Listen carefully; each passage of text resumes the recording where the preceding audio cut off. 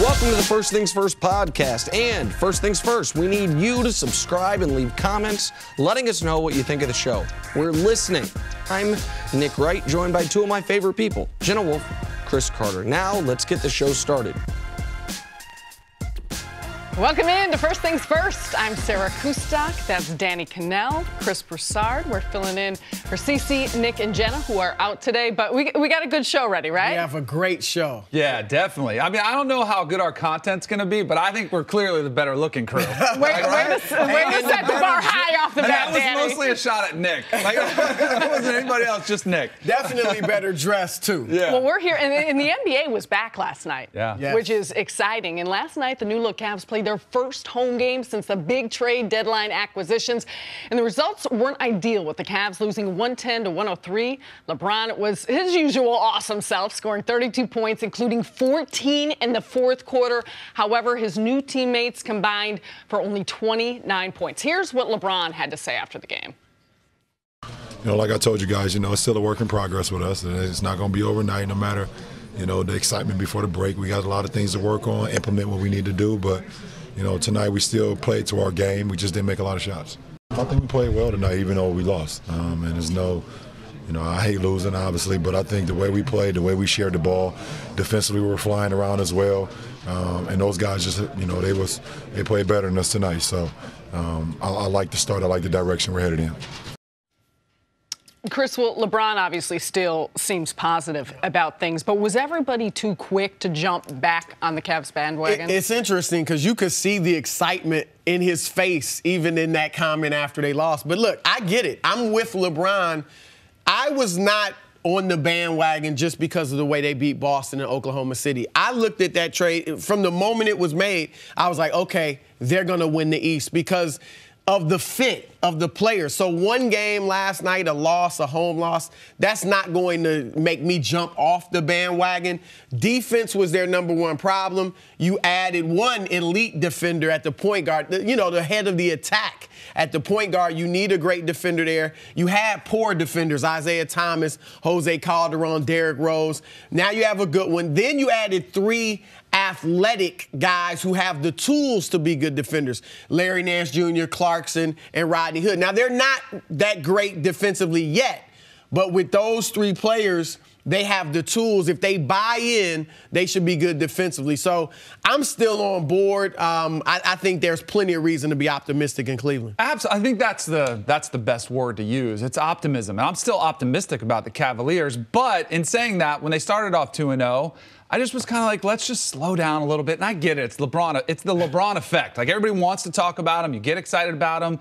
You want to see how this team can do, how they stack up in the Eastern Conference. But I do want to see. I'm actually glad they lost because I want to see how they respond to adversity. Because when everything's great and you got fresh blood in the locker room, everybody's in a good mood, yeah, everybody's going to love each other. But I want to see the honeymoon period end and start to see the marriage work and see if they can work out some of the issues that they are going to face, like when they go ice cold from the floor in the fourth quarter and they don't make any threes, or when they lose a game and how do they respond at practice? How do they respond to LeBron's passive-aggressive styles? If he calls somebody out on social media, how does that respond? And I still, again, it did remind me, after the first two games, it did remind me a little bit of the optimism when Isaiah Thomas came back. In that first game, remember he came back and he comes out and plays. First two games, and everybody's like, this is awesome. This is going to be a great fit. Yeah. And I try to just slow down, relax, let's let it play out, let's see how this works. And I think this is just part of the process for the Cavs, as this 2.0 Cavs in this season, to see how they fit together. Chris, you talked about their defense, and defensively they have better pieces, but also they fit better offensively. I mean, you got a roll man in Nance, you got LeBron surrounded by shooters, but do you still like how they play the style? They struggle from the three-point line. I mean, under 23% in the game. But are you still in on the style of play they're weighing in the up-tempo nature? Yeah, I mean, look, Ty Lue wants to push the ball. Obviously, they're much better equipped to run and push the ball. One thing, and he also wants ball movement. And I thought they got stagnant last night. They didn't have as much ball movement. That can always happen with LeBron because they can become LeBron-centric, understandably. But they have to make sure they keep that ball moving because they have threats now. Other guys that can do things. So there's no need to just have LeBron be doing everything. But I also think at times, really not at times, this is their style, they become too three-point centric. Yeah. I mean, last night they took 35 threes. They take 6 more or 3 more threes per game than Golden State. And the Cavaliers are 3rd in the league in three-pointers attempted. And I'm sorry, I know that's a big part of their game, but they are not like one of these great three-point shooting teams. Golden State shoots it better. Houston is slightly below the Cavaliers in percentage, but they have better three-point shooters. If you look at Cleveland's three-point shooters, the only one you would call a knockdown three-point shooter is Kyle Korver. Mm-hmm. Rodney Hood is streaky. LeBron certainly is streaky. You know, J.R. Smith is the very definition of streaky. So I don't think that Hood can slash and score in other ways. Obviously, LeBron can do it. Jordan Clarkson can do it off the bench. They don't need to be as three-point heavy every single night as they were last night and really as they are as a team. Don't you think they're trying to have that style of offense to contend with the Warriors and contend with the Rockets, contend with those teams out west that they're going to have to beat to win a championship? Because I feel like that's what they're doing. And then also, and if you are off, they shot 16% last night from the floor. It's going to look ugly. I mean, nobody outside of LeBron scored in the last 9 minutes of the game. And that you wouldn't expect that to happen again. But they were also on fire those first 2 games when they were shooting 46% from three. So there's going to be a happy medium in there. And they do have to kind of find a balance on their offense. The other thing I think, too, that's going to take some time is this up-tempo, we're going to run, we're going to gun, we're going to pick up the pace. That takes time for players who have not been practicing that style, have not been playing that style, to get in shape to keep up with that pace. And I think you're going to see that kind of work itself out as they get used to playing each other, because it is a conditioning factor as well. Yeah. How different is it? You had guys like Isaiah Thomas and Jay Crowder coming over who had played at Boston, who felt like at that time they could contend with Cleveland and with LeBron. You got guys like George Hill, who was in Sacramento going nowhere. You know, between Nance and Clarkson, the Lakers, they weren't making the playoffs. Rodney Hood going at it with you. How much does the mentality shift of this team, or just the respect for LeBron, their ears on him, given the fact that these are guys coming from teams that likely, even if they made the play, if Rodney did in Utah, they weren't going to advance far. Now they've got an opportunity here to get to the Eastern Conference Finals. That's huge. I mean, look, Isaiah Thomas, and I get it, he was playing for a contract. Right. You know, I mean, he wants to get paid this summer. That's going to be a problem with the Lakers. We'll talk about that later. But he was doing that. Dwayne Wade and Derrick Rose are used to being superstars. And even if you say to yourself, I know I'm not what I used to be, it's a different role in this team, it's hard to accept that, you know, mentally, and that your game style, the way you play, is not like a role player. You trying to do things like you want to be the star. Now, look, all these young kids, let's go down the line. Rodney Hood, he was doing great things in anonymity in Utah. You know, nobody really knew about Rodney Hood except hardcore basketball fans. He's been a good scorer the last few seasons. Then you got Clarkson and Nance, who weren't going to the playoffs.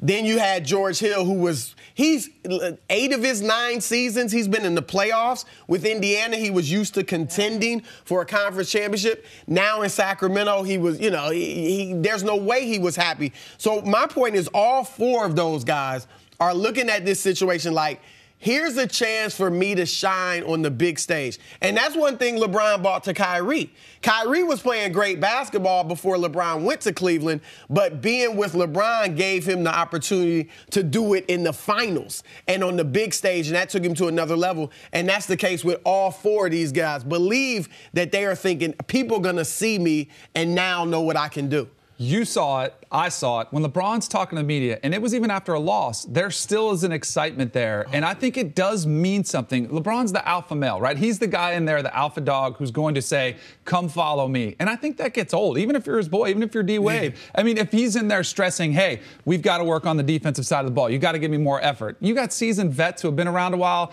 Isaiah Thomas, and he's getting thrown into under the bus, and he's like, wait a second, this defense was awful before I got here. Like, all those issues, all the drama is now gone, and now they can focus on basketball and trying to, increase their status in the Eastern Conference, get a better seed.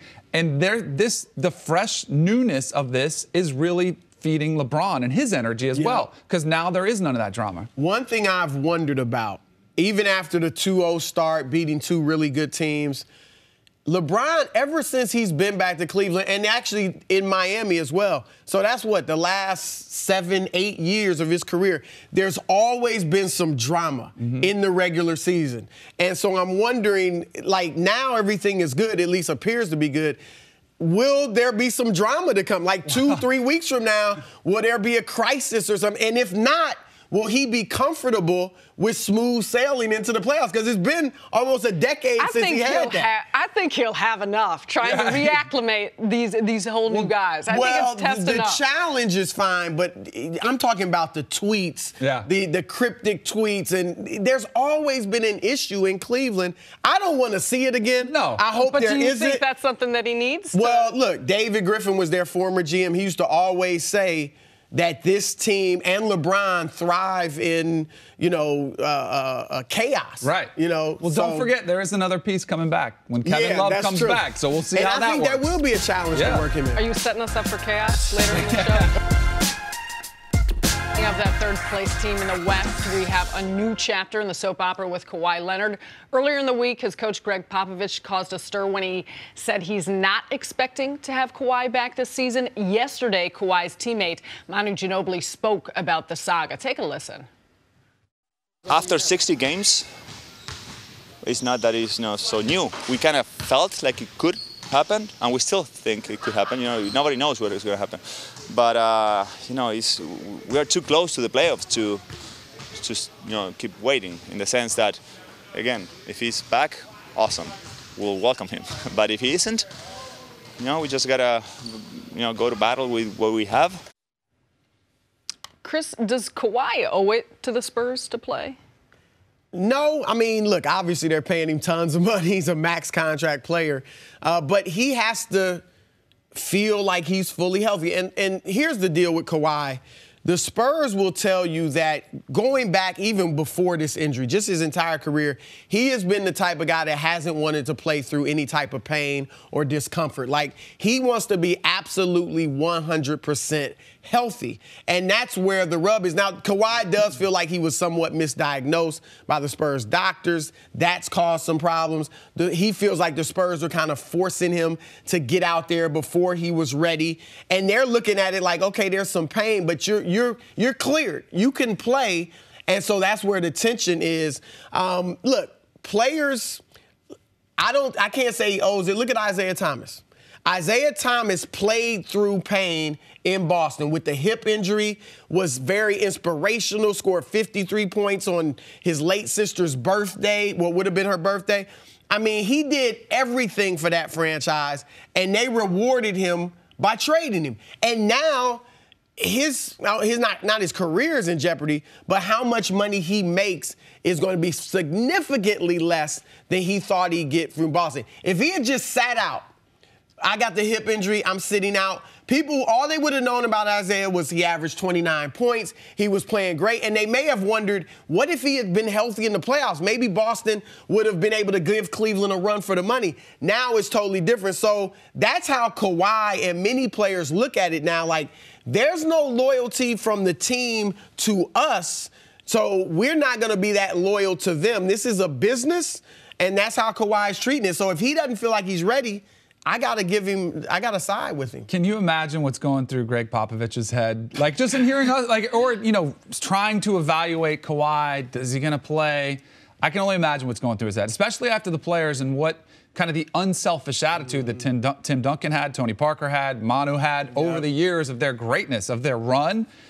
I I think it's really a cautious kind of relationship that you're watching unfold, because I think there is some tension there. Kawhi has not only been cleared by his own medical staff, but a second opinion, he's been cleared to play. And I've been in locker rooms when there are guys that had to play 100%. And everybody in the locker room kind of knows that guy. You figure out pretty fast, like, oh, he's in the training room again. And it's not the reputation you want to get if you want to be considered an MVP-type player, a player that can lead your franchise, to be the man of that one. And I think Kawhi, as quiet as he is with the media, doesn't talk a lot, I think he does want to be considered that. And if you want to elevate yourself into those conversations, you have to go out. And I get it that you're a corporation in your own right. There's a lot of money at stake. But at some point, you've got to go out and put your body on the line to prove it. And I get he's already proven it in many ways. But you've got to show that you're able to go out there and play despite being, 100%. Because the Spurs can offer him a supermax. The Spurs can offer him 5 years, $217 million this summer. And I've said that this is where it'll come to a head. If they offer him that this summer and he turns it down, they're probably going to trade him. The question is now, will they offer it? Are they so disgruntled with him that they may not even offer that? They may just trade him, without offering him. Now, it'll be interesting. But to your point, this goes against his reputation. I mean, he's been reputed as one of the toughest guys in the league. Tough defender. You don't want to match up with him.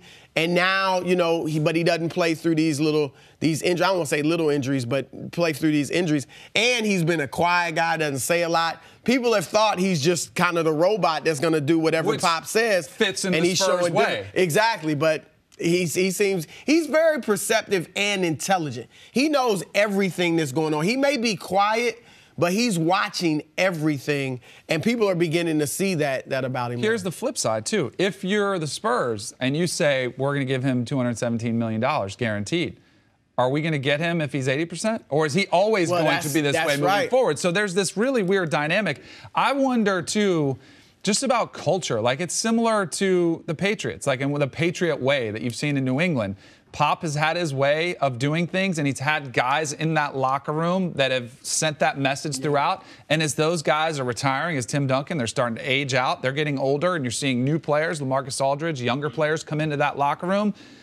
Are they not buying in as much to that philosophy? And that's a really interesting question, that it could be sort of the end of the Pop era in San Antonio. Look at the players he's had. David Robinson was a unique individual. Yes. Tim Duncan, Manu Ginobili, Tony Parker, they're all from outside of the United States, not growing up with kind of the entitlement that a lot of us as Americans grow up with. And Kawhi, LaMarcus Aldridge, who wanted to be traded this summer before he had that conversation with Popovich. So now Pop was blessed, and he'll tell you, Tim Duncan let him coach him. Mm-hmm. And that set the standard for him to be arguably the greatest coach in NBA history. And now that that group is gone, he's dealing with these kind of new young kids, and it's a little bit different. Yep. All this talk about LeBron and Kawhi and Harden maybe caused us to forget about Steph Curry. He went off for 44 points last night. He also dished out 10 dimes. The Warriors, they shot a blistering 63% from the field. Cris, what do you expect from the Warriors the rest of the season? I got to admit, I expect pretty much what we saw in the first half. I mean, will they get the number one seed? I don't think it matters that much to them. Whether they get it or not, they're still going to be the favorite in the Western Conference. The problem with the Spurs lately has been their defense. And as great as they've been offensively over the past few years, they've been equally good on the defensive end. They haven't been that this year, particularly lately.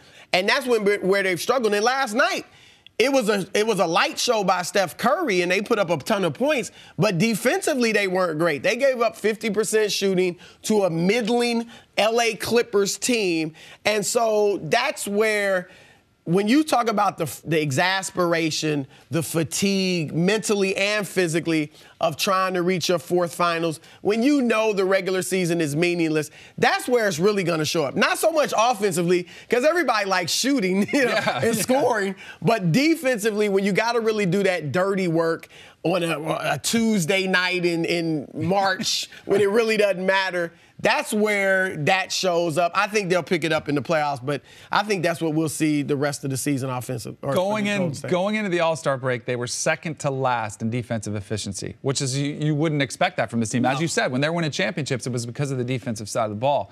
I think this is why Steve Kerr is trying to do everything he can to do little mind games, to play tricks with them, to have the players lead the team, in meetings. Let a fan coach. Right, exactly. Do something. But ultimately, I don't think it matters because defense is about effort. It really is. It's about effort, getting out there, grinding it out. And this team just knows we don't have to. Yeah. And they'll be in shape. That's why I'm not worried about them, where they're seated, because they can. We've seen it before. We've seen them play better defense. So I think this is where Steve Kerr, more than from the X's and O's standpoint, and you see this play out, he's trying to be more of the psychotherapist and the guy who's trying to push the right buttons to see if he can pull it out, like making a change to the lineup, like putting it and inserting in JaVale McGee last night. And McGee has played well. Like when McGee is on the floor, they are better statistically. Last night, they were 30 points better per 100 possessions when McGee was on the floor. Look, he's an energy guy, and that's what they've been lacking.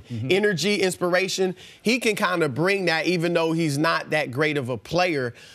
One thing I also saw last night, look, Kevin Durant is their best player. I don't think anybody denies that because he does it on both ends of the floor, offensively and defensively.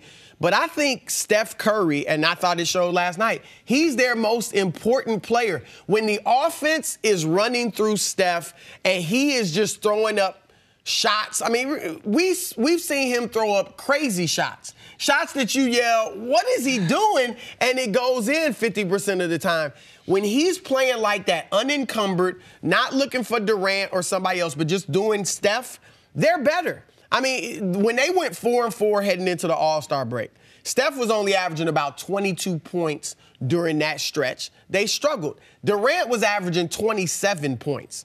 So when Durant is scoring big, I don't think they're as good as when Steph is doing what he wants to do. They beat the Clippers, the Rockets, and the Nuggets, who are all pretty good teams, by double figures without Durant. In January, when Steph was having his best stretch of the season, Steph averaged 35 points a game during that stretch. Remember last year when Durant was out for the 20 games? When did they come together and start being the Warriors that we kind of expected them to be? When Steph kind of stopped deferring to KD because KD wasn't there and just played his game, and then that continued in the playoffs. So that's something to watch for with them. Would they win the championship without Steph and they have KD healthy?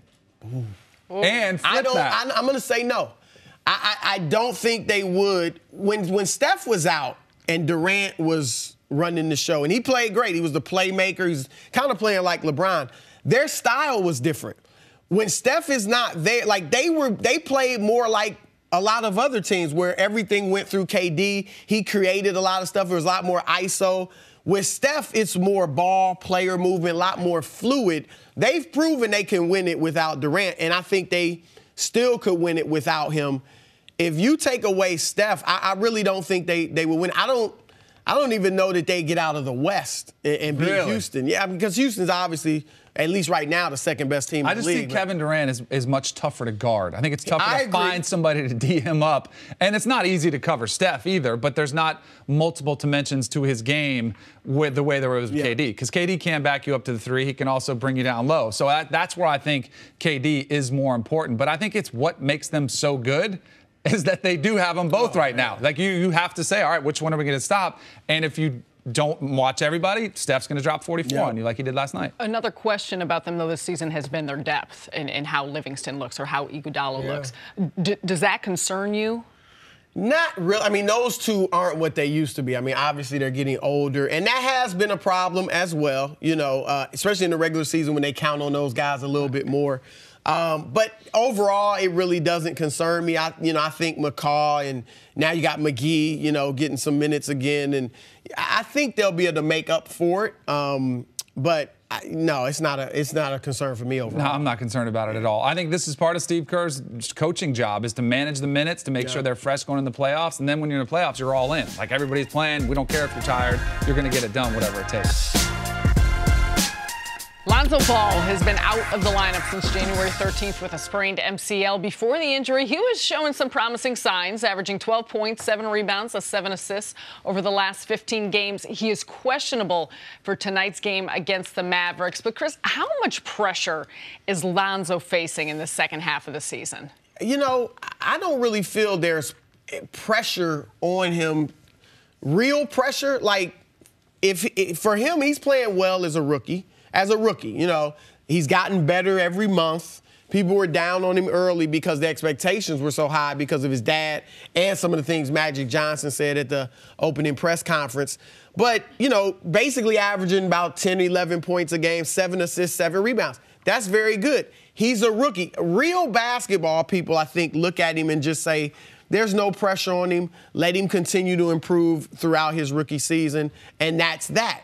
The problem, where the pressure comes in, is all the external forces. His dad, LeVar, running his mouth, making these huge statements like he can make LeBron better and LeBron's definitely coming and all that. That puts pressure on you because, again, he wasn't playing that badly early on. He wasn't playing worse than a lot of rookies that you didn't hear about. Guys that even picked ahead of him or right around in the lottery, high lottery, Josh Jackson, De'Aaron Fox. Nobody was killing them saying they were a bust because their dads weren't making these outlandish statements. So that puts pressure on him. Secondly, the Lakers were playing great basketball without him. Mm-hmm. Their best stretch of the season was in January when he was out. That puts a little pressure like, okay, when he comes back, will they play as well with him? And then thirdly, Isaiah Thomas.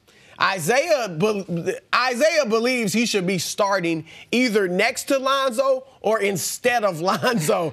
And that is going to put pressure. Having a guy there who wants to come in, put up big numbers, feels like he's better than you, is looking to get a big contract. This is going to test Lonzo's mettle as far as his leadership of that team, as far as his mental toughness. I mean, Isaiah's brash. And he's going to say stuff, and he's going to challenge you, whether it's in practice or just in the game. If he's playing a lot better than you, he may say something. So we're going to see, you know, what Lonzo's made of mentally and emotionally. That's where all the pressure is, I think. Which is a different pressure that Lonzo's never had to face because he's always been the best player on his team. He's always had his dad's pressure of, you know, being outspoken and talking. He's never had the pressure of a player who finished 4th in the MVP voting not that long ago that is going to be pushing him. So I think that's going to be a unique dynamic for Lonzo to get used to. And I'm interested to see how he responds to it because I think Luke Walton is a little bit of a tricky spot now too, who's already been criticized by LeVar. And now he's going to have to deal with a really big personality, a guy whose career arc in Isaiah Thomas, who was, hey, I'm about to get paid a boatload of money, to I'm going to go help the Cavs get back to the finals. Then now I'm going to have to back up this rookie. Like, that is a big fall from grace for Isaiah Thomas.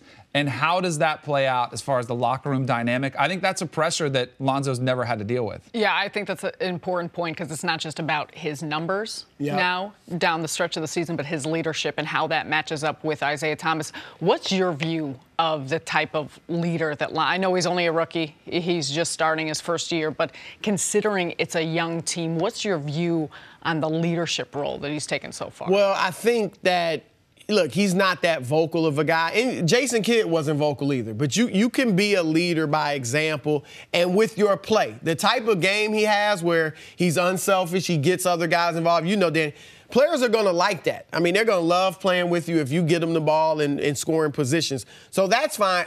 But I think at some point players will want, like, if you don't look like your own man, if your dad is making controversial statement after controversial statement about the team, maybe about some guys in the locker room, about the head coach, if you don't at some point step up and distance yourself from that with a comment, maybe like when he criticizes Luke Walton, you just come out and say, hey, I love playing for Luke. Just a statement like that. Mm-hmm. You can say something that doesn't offend your dad, but yet shows that you're your own man.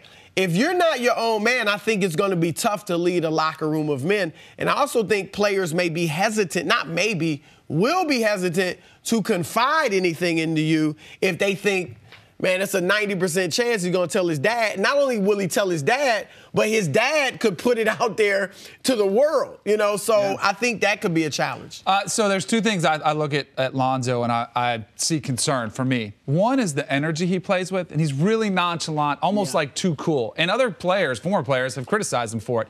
Give me more effort, give me more energy, and maybe even it's out of character, but and especially on the defensive side of the ball, like you've got to give me more, especially as the leader. I don't think you have to be outspoken. You don't want to be phony, but you got to put in more effort for you.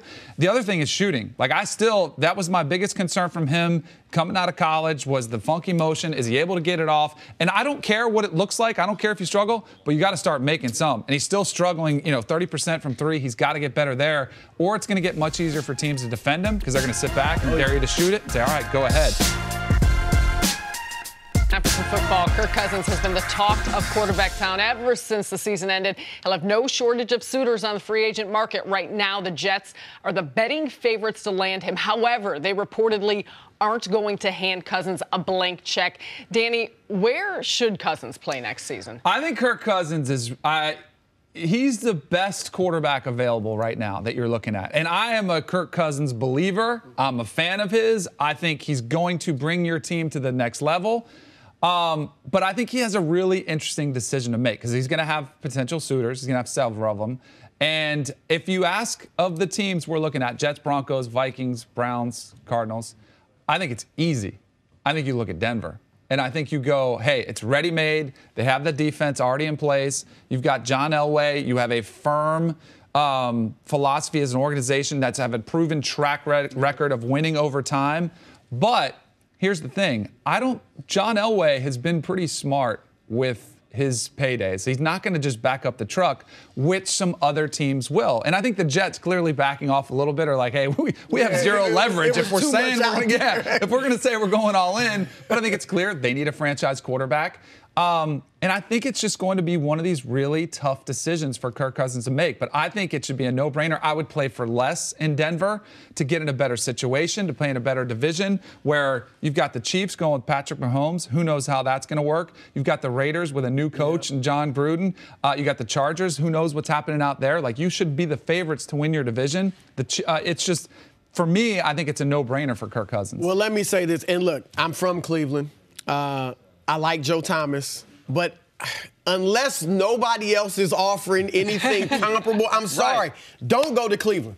I'm sorry. And I know people talk about they do have some talent. They obviously have a lot of draft picks that they've taken over the last few years. Do not go to Cleveland.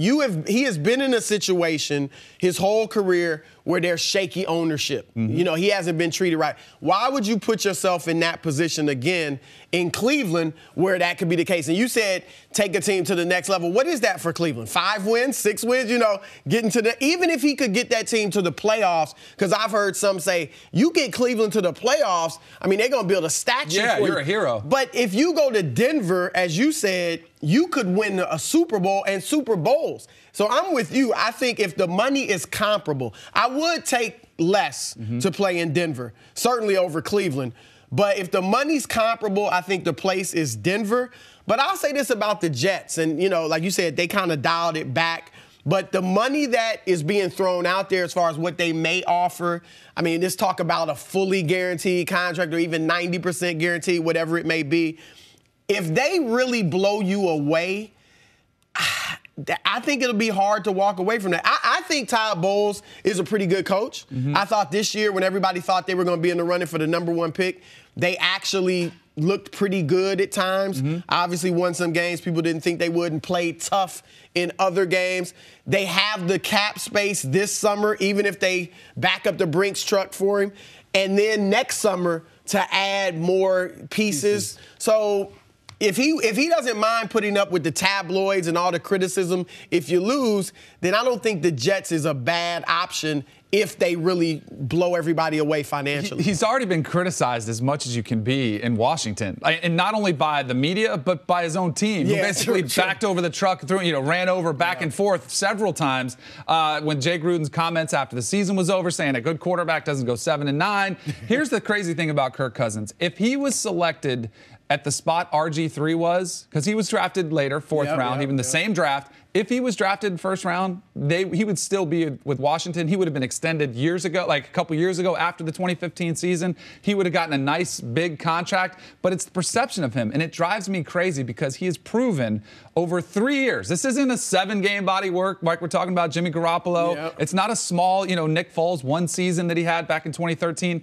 This is 3 years. He's been in top 10 in almost every meaningful category as far as passing stats. So he has proven it. Now he's going to get the opportunity for a team to believe in him. Kirk Cousins can be the next Drew Brees. Because Drew Brees, the perception around Drew Brees was similar when he was with the Chargers at San Diego, coming off the shoulder surgery. There were only 2 teams that were even considering looking at Brees. It was the Dolphins and the Saints. Didn't go to Dolphins, didn't work out, medical concerns. Sean Payton said, hey, we believe in you. I think a team that says to Kirk Cousins, we believe in you, I think you can get that caliber of quarterback where he could take your franchise to the next level, not for this season, but for the next 6, 7, 8 years, much like Drew Brees elevated the Saints. See, I like Cousins a lot. I don't see Drew Brees. Like, I don't see him being a guy that can just carry, put you on his back and carry you. I think he needs other pieces. I don't see him throwing for well over, over 5,000 yards consistently. I mean, he's been close over 4. But what is it then that Washington, you brought up the draft spot, but it has to be more than that. I think they've mismanaged it. I like him, like I said, like you. But they must see something or a lack of something because they know him better than anybody. Mm-hmm. So what do you think it is that they just refuse to believe in him? I don't think they're blown away by the top-tier arm strength. And I do think there is some ego involved here with Daniel Snyder because it was very clear that Daniel Snyder made the trade for RG3. That was the quarterback that the owner wanted in there. And Mike Shanahan, who is long gone, was the guy who said, you know what? I like this guy Cousins from Michigan State. Let's bring him in here. And I think there is some ego in play where there were some, and I think that was a very divided front office coaching staff that was like, hey, where do we stand with Kirk Cousins? And I think they got too caught up in some of the political aspects just of, hey, who's in, who's out, instead of going and looking at the product in the field. Look, they shipped off Deshaun Jackson, Pierre Garçon. They were like, we're not going to re-sign him. And I almost felt like it was, hey, let's see how he does without him. And he put up the same numbers. Yeah, he was still just as good as he was before. There's a team out there that has kind of been written off in the conversation, and I think too soon, which I think would be really interesting, and that's Jacksonville. And it was because of the Blake Bortles surgery that he's had on his hand. Where does he stand? There's an $18 million, injury guarantee if he's not healthy enough. But if Jacksonville can figure a way out, like if Bortles is healthy enough to pass his physical and they can cut him later, I think Jacksonville is a really intriguing spot for Kirk Cousins. You put him in that system, in that franchise, with that young defense and young talent, they're all of a sudden, they might be the favorites in the AFC over the Patriots if they were able to swing Kirk Cousins. I'm with you there. As much as I like him in Denver, I think Jacksonville would be a tremendous fit. I think with Tom Coughlin, it'd be a great fit with those two. Obviously, you have the running game that I think is going to get better. Like, this year, defenses crowded the box to stop the running game because they weren't worried about Bortles. Mm-hmm. Now, if you have Cousins, they're not going to be able to do that, and I think the running game will improve, and that'll end up helping Cousins. So, obviously, defensively, they're strong. I do like him there as well. We'll see how it works out with Bortles as far as the money and the health. So, I got a quick story for you. I was at the Super Bowl, and I was doing media, the radio row, sitting there, and I saw Kirk Cousins, said hello to him, and he was doing some interviews, and he walked off to do an interview. And this is one of the things I love about him. He had brought like 4 or 5 of his high school buddies with him. And they came up and they were talking to me, and I'm like, hey, this is really cool. You guys are here. And they were just in heaven, sitting there hanging out with their high school buddy, right? And I'm like, Kirk's in a great spot. I was like, he's going to be able to pick and go to a winning team. And I said, he's going to do fantastic. I said, unless he goes to Cleveland. And they all it was like crickets, though. Like, and I was like, man, maybe they know something I don't. Yeah. But here's the thing with Cleveland, and I don't know where Kirk Cousins is mentally. Is he that type of player that looks at Cleveland and says, you know what? I can be the guy that can turn it around. And kind of prove all your naysayers wrong. I'm going to be the guy after the list of 27 whatever it is, the quarterbacks who have gone to die and their careers have died in Cleveland. Maybe he has that type of just swagger, moxie, whatever you call it, and he's going to have a huge payday to say, I'm going to turn it around. I don't know if he's got that in him. I wouldn't want to be that guy. No. But I don't know if he's got it. You can prove people wrong in Denver. Leading somebody to a Super Bowl would prove people wrong about him. Yep. So No, I'm sorry. Don't go there. Welcome back to First Things First. Joining us now is former NFL head coach Eric Mangini. Coach, thanks for being here with us. Good morning. Appreciate it. Good to see everybody. Nice long week here with us. Thanks. Must be all that juice I've been. Probably because no one shook his head. No one's getting you sick like Nick kept shaking your hand and very nice of you. Very spreading thoughtful. germs. All right. Well, yesterday, Eagles head coach Doug Peterson said it's a blessing to have a Super Bowl MVP as your backup. Usually after winning the Super Bowl, a quarterback should feel his future with the team is secure. However, Nick Foles is in a unique situation with Carson Wentz entrenched as the franchise quarterback. Coach, what should the Eagles do with Foles? At this point, they should do nothing with Foles. He did something that was really hard to do, not only coming in and being able to manage the game, but also put them in position to win the game. And typically, you see those backup quarterbacks come in late in the season and things collapse. You saw it last year with the Raiders. You saw it with the Dolphins. You saw it even this year with Green Bay. So that's one element. And then you've got Carson Wentz's injury. You really don't know how that's going to respond and how quickly he's going to be available. And you go to Andrew Luck, where they thought he was going to be available at one point. He ends up missing the whole season. So you've got a guy that's proven, and he's in a good position from a salary cap standpoint. Now, that being said, Bill Polian talked this week about if someone gives up 2 1s and 2 2s, if the deal becomes if someone gives you something ridiculous, you've got to take it and you got to move on from them. So I'll let you guys in on a little secret. I had a miserable experience post-playing career trying to be a day trader. But I learned one thing. When you're trading stocks, you buy low and you sell high. And I feel like the value of Nick Foles will never be greater than it is right now. And if you have that opportunity, and this comes back to what you were just alluding to, if a team comes up, and I don't even think it has to be crazy, but I think if they give you really solid value, if they have your first-round pick, I think if you're the Eagles, you should move on from Nick Foles. And I think it's tough. It's one of those things where you have to view the players as commodities. And all right, if we can move Nick Foles for this and it can help set us up longer term. And I think it also has to do with you talk to your medical staff, you talk to Carson Wentz, where are you with your rehab? But you've got time on your side. You can do this the entire offseason. And as the free agency pieces of the puzzle fall in place, as the draft takes place, a team might get more desperate where they're saying, uh-oh, we missed out on Josh Rosen, or we missed out on Sam Darnold. Maybe Kirk Cousins went somewhere else. We didn't get him. You might have that opportunity to move Nick Foles, and I think you should take it. I'm with Coach on this one. I don't think you can right now. I mean, we don't know what's going to happen with Carson Wentz. Even if he comes back in 9 months, it was 9 to 12 months when he's supposed to be back. 9 months, that's week 2. So you're missing the first game, no question. And if it's somewhere in between that 9 and 12 months, who knows how long you'll be without Wentz. But beyond that, who knows how long it'll take Wentz to return to what he was? Does he play differently because of, the injury? Will it take him maybe a year to get back to the form that he showed last year?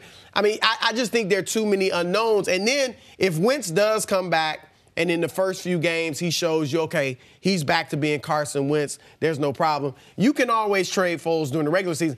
I still think his value be high. People still going to remember what he did in the playoffs and the Super Bowl. And maybe even some of these teams will have seen that they don't have the quarterback they thought they had. And maybe his value is even more so in the market. So I wouldn't do anything now unless, like you said, it was just a ridiculous offer you couldn't turn down. And the other issue with Carson Wentz is even if he comes back and he's completely healthy, last year, he got hit almost as high as anybody had in straight drop-back passes.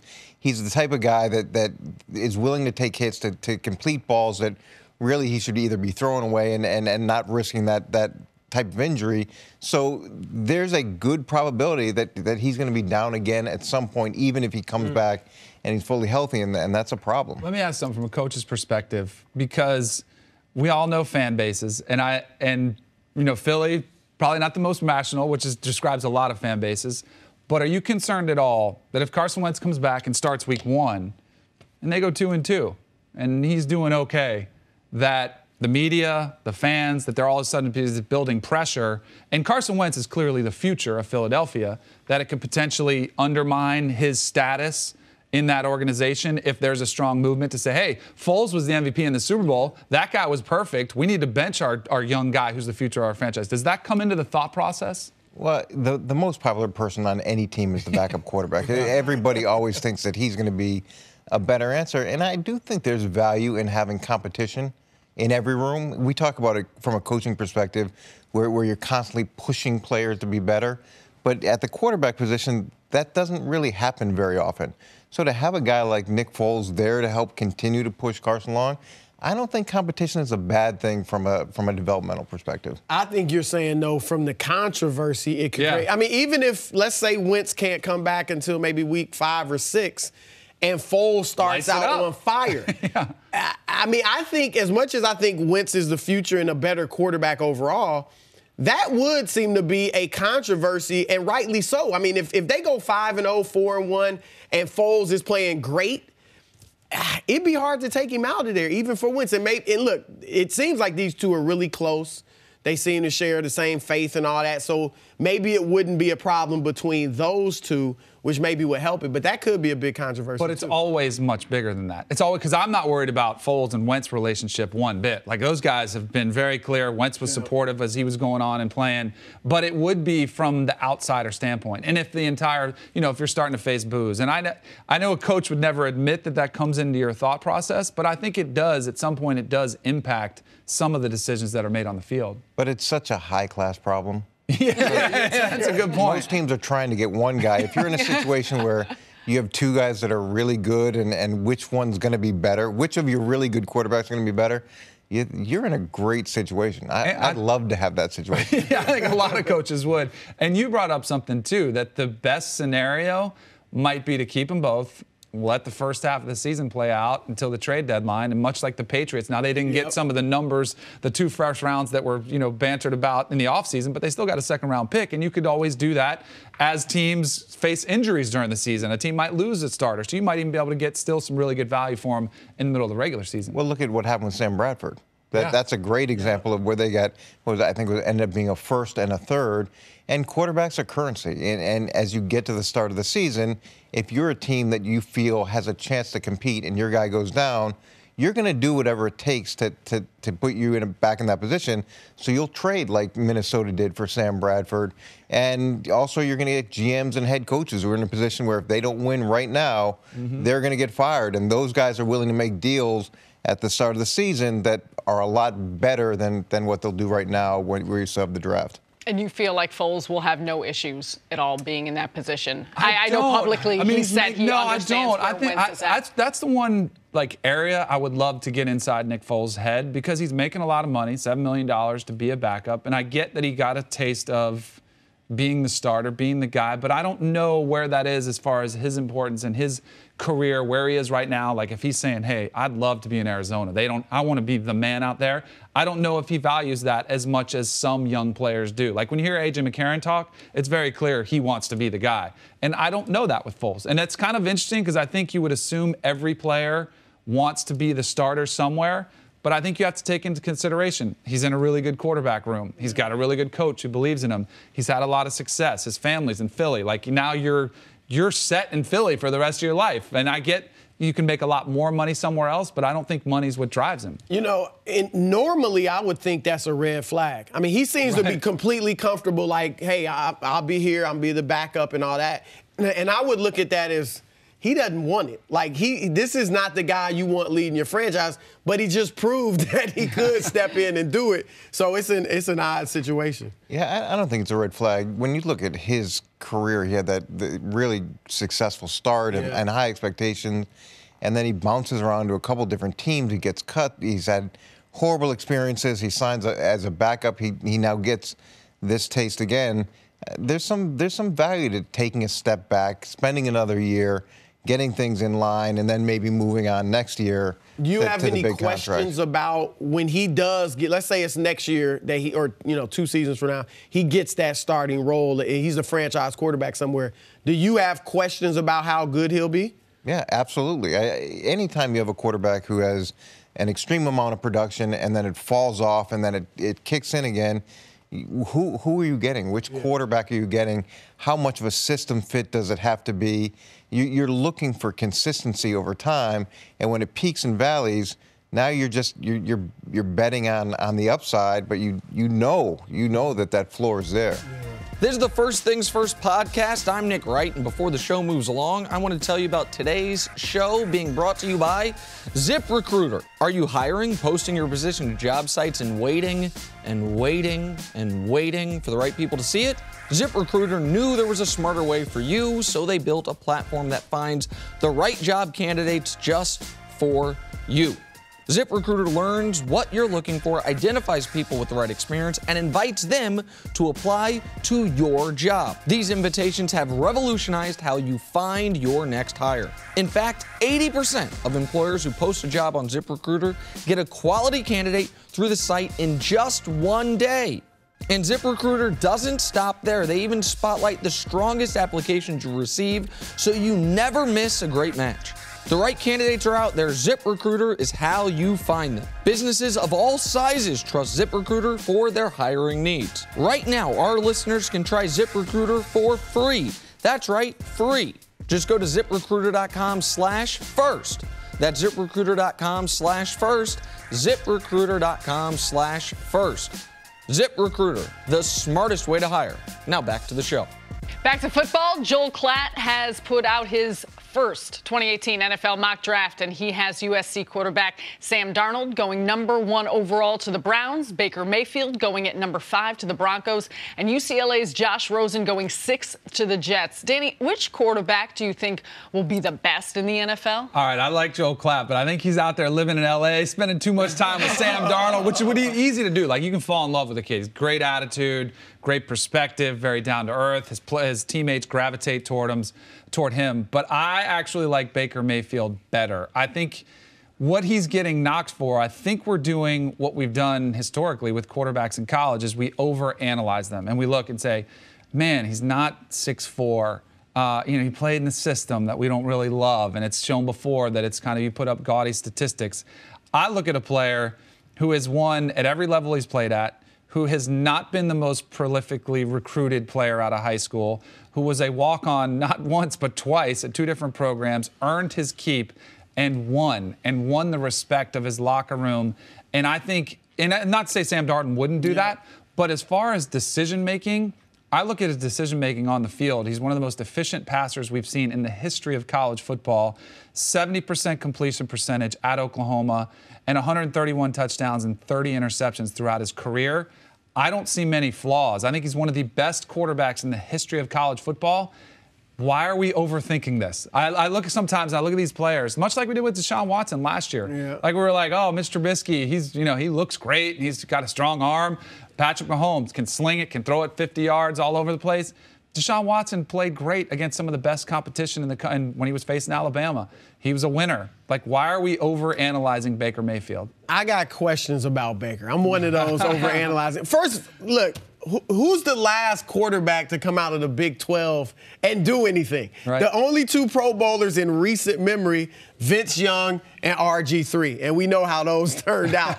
So I got questions about that. I mean, that conference, the defense is, not that impressive, things like that.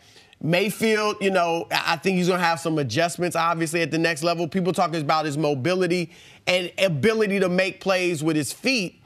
I don't know that he's going to be able to do that in the NFL. Some have compared him to Russell Wilson. But Wilson runs like a 4.5 40 and can do that in the NFL. The estimates for what Baker will run are anywhere from 4.7 to 4.9. I don't think he's going to be able to make those types of plays in the NFL at the next level. So I have some questions about him. I like Darnold. I like, obviously, he's got all the physical tools.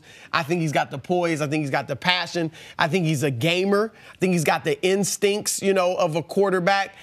His ball security is a concern. I mean, not only the interceptions, but fumbling the football. Mm-hmm. Hopefully he can get the interceptions down at the next level, but he might be a guy that you kind of live with that. Brett Favre, you've heard him compared to him as far as being a gunslinger. I think that's what Darnold is. You might just have to live with some interceptions, but I like him the best. Rosen, obviously has the physical tools as well. There's concerns about the passion for the game, or he might be a little too smart for his own good, or at least think he's too smart for his own good. And I don't know if he's going to be able to be that willing learner that he's going to need to be in the NFL, at least not right away. all these quarterbacks, I don't really love any of them. Like at 1 or 2, I'd prefer to be back around 10 to 15 and get Baker Mayfield at that spot, as opposed to going, all right, I'm going to take him at 1, or I'm going to take any of these guys. Darnold, Rosen, like those guys are showing up at 1 and 2 on most mock drafts. Yep. In all of them, you're basically trying to tip the scale because it is a coin flip with all of these guys. It is a 50-50 proposition. So all you're trying to do is you're trying to find an edge. Like, hey, where can I maybe slight that to where it's 60-40? And all of them have significant red flags. Like, and when I look at Darnold, and he is a really good athlete. He can make all the throws. But the turnovers concern me. And it was funny, Dusty, our boy over there, said, hey, it reminds me of the Jameis Winston trajectory, because he had a phenomenal first year out of the gates, burst on the scene, was on the cover of every offseason magazine, the Heisman favorite. And then he took a step back when he was kind of handed the keys to college football. Struggle with those turnovers. And that's why I look, when I talk about decision-making on the field, every team you go on, no matter what offense you play in the NFL, they're going to harp on the importance of turnovers. You can't turn the ball over. And with Jameis Winston, when he was coming out of Florida State, similar to Sam Darnold, big year, wins the Heisman Trophy, national championship, then struggled with interceptions, trying to do too much. And we're all like, well, he'll figure it out. He'll figure it out. And maybe he will still. But to this point in his career, and we're getting more and more years, he still struggles with interceptions. Some guys, Brett Favre, but you were able to win championships with Brett, or won championship, because he was so great as a passer. I don't know if Darnold has that type of top-tier arm strength, arm talent, like a Brett Favre, where it's worth that risk. Yeah, I'm with you. And I wonder, like, Josh Allen, you know, I mean, people are kind of all over the board on him, but the thing that concerns me about him is the lack of accuracy. You mentioned starting out strong your freshman year, and he was still good the next 2 years, but 56% accuracy, not against the greatest competition in the nation. And that's one of the hardest things, you know better than me, to improve is your accuracy. So if he wasn't that accurate at the collegiate level, it's hard to see him doing that at the NFL level. Yeah, I look at Josh Allen and I'm scared, because I see all of these scouts and GMs falling in love with him because he's got the Senior Bowl and he's throwing it, 79 miles an hour. And he's viral videos of him throwing from his knees 50 yards. I'm like, what does that translate in the NFL? It doesn't translate one bit. You have to be accurate. You have to make good decisions. And when I see Josh Allen, I think if you're playing at Wyoming, you should dominate. And you're playing against less competition. Yes, you have less talent around you, but you should dominate against those peers.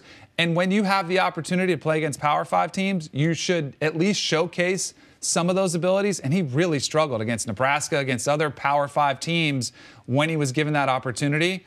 I would be nervous with Josh Allen. I think he's a raw talent, but we've seen a lot of guys with raw talent. Jamarcus Russell, Ryan Leaf. You can go down the litany of list of guys who could throw it, and it doesn't matter. You only really need to be able to throw the football in the air at your longest throw is maybe 55 yards. But you have to be able to drop it into a window that's about the size of the sea. Like, you just have to be accurate. And so many times we fall in love with the guy's height. He's 6'5", he's 235. Go watch the film. Like, don't fall in love with a guy just because of what you see in him, shorts and a T-shirt. What will the Combine do when they can sit down with these players and have these meetings and talk to, not just about the film and what they can do. Yeah. What does that do? I think that'll be most important to Baker Mayfield, because I think that every team has question marks, not about his play, but hey, why the arrest? Why the crotch grab? Why did this happen? Why were you late to the Senior Bowl? And he had a family issue, but they're going to want to know. They're going to want to talk to him. But I think once they get him and talk to him and figure out, hey, I'm a leader. This is what means something to me. I love the game. I think he'll come out of there, and all those doubts that people might have about his character will be erased when he comes out of that meeting. In Lamar Jackson, we talked about this a little bit yesterday. That's where I'm concerned with Lamar Jackson. And we talked about this. He will struggle communicating with the scouts and GMs, which unfortunately I think is going to hurt him. But that's why, if I was a team, I would say, again, throw on the film, watch him play in a complex system at Louisville where Bobby Petrino put a ton of pressure on him and he excelled, and say, you know what? I don't care what he sounds like or how he talks. We can worry about all that later. We can develop a young man who's still young. He's only 21 years old. Let's let him grow up and mature.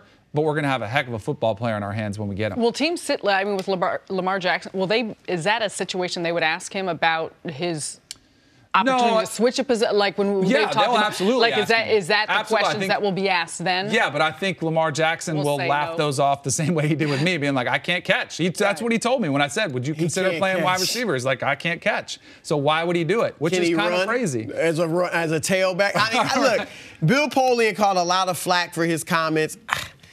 I tend to agree with him. You know, I mean, I'm not saying I wouldn't give Lamar Jackson a shot at NFL quarterback, but I don't know if it's going to work. I mean, how many guys, and people talking about Michael Vick, I think he throws it better, doesn't have the arm strength that Vick had, but as far as accuracy, I think he's a little better than Vick was at Virginia Tech. But guys like that just haven't lasted in the NFL. I don't think you can run that much in the NFL and stay healthy. He's not a big guy. We've seen Cam Newton have health problems because of the way he runs, and he's huge. Yeah. He's like twice as big as Lamar Jackson.